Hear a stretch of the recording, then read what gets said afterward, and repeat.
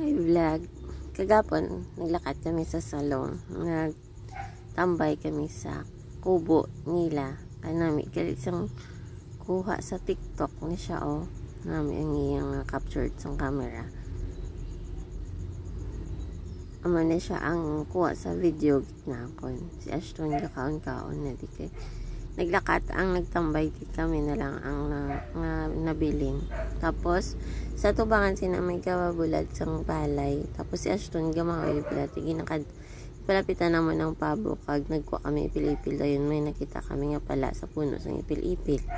Pagbalik namon sa kubo may nakita kami gamay nga tambalian na gilakat-lakat gid siya inakuha niya. Ayun sa kilid sang library sang salong.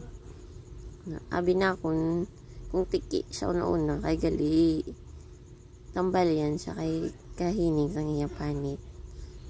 Kinvideohan ko gid siya kung diin siya makadto muna. Cute siya kay gamay pa lang siya. Thanks guys.